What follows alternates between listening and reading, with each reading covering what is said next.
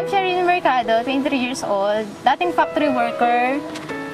2 years din ako doon and 1,000 lang yung sinasahod ko doon. Siyempre, hindi rin kasya sa family namin. Then, yung father ko wala din trabaho. Yung brother ko lang yung nag-work sa amin.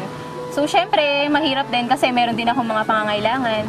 Nakita namin si V-Mobile sa Facebook. Tinag ni Sir Ramil sa friend ng boyfriend ko. Then, siya yung nakakita nun. Hindi ako business-minded.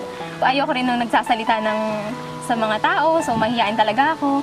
And, nung una, naisip ko na yung business na yun, ng V-Mobile, hindi pa ako kasali, ginagamit ko na yung product natin. Nag-start ako, naglo-loading ako noon, so nag-enjoy ako sa paglo-load. Okay na sa akin yung may part-time na discount. So, noong una, syempre naisip ko na hindi ako kontento sa discount lang. So, tinanong ko nun si Kuya Ramil na kung paano niya ginagawa yung business. So, binigyan naman niya ako ng advice. Sinunod ko lang yung advice niya. Then, nag-start na ako. Talagang tinutukan ko na yung V-Mobile.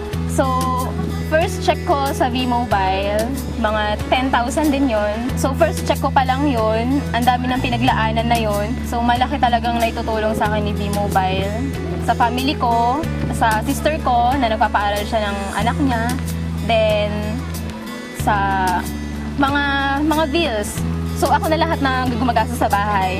Naitulong sa akin ni V-Mobile. Napundar ko, laptop, cellphone, yung mga dating wala ako, Digicam. So, maliliit lang yun pero syempre, dahil kay V-Mobile, parang syempre napaka-importante nun.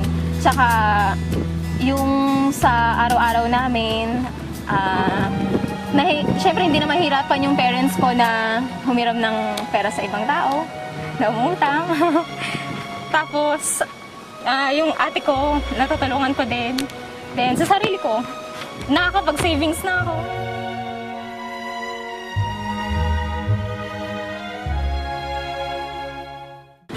Ma-advise ko lang sa mga gustong sumali. Sumubok lang din kami.